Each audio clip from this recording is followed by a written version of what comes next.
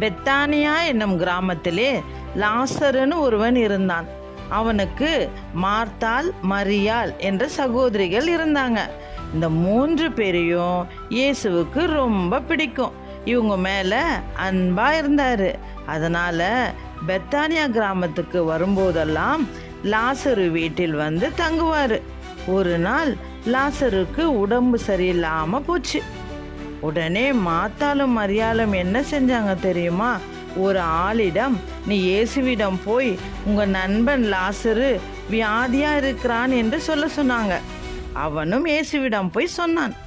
அதற்குள் லாசரு செத்து போயிட்டான். அவனை கல்லறையில் வச்சுட்டாங்க. 4 நாள் ஆச்சு. இயேசு பெத்தானியா கிராமத்துக்கு வந்தார். மார்த்தாலும் மரியாளும் இயேசுவிடம், நீங்கள் இங்கே இருந்தா எங்கள் சகோதரன் செத்து போயிருக்க மாட்டானே என்று அழுதாங்க.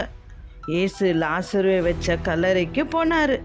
எல்லா ஜனங்களும் கூட போனாங்க. லாசருவின் கல்லறையில் மூடியிருந்த கல்லை எடுக்க சொன்னார். மார்த்தாள் இயேசுவிடம், ஆண்டவரே, கல்லை எடுக்காதீங்க, 4 நாள் ஆச்சு, நாரும் என்று சொன்னான். ஆனாலும் கல்லை எடுத்தாங்க. லாசருவே, வெளியே வா என்று சத்தமாக கூப்பிட்டாரு. லாசரு வெளியே வந்தான்.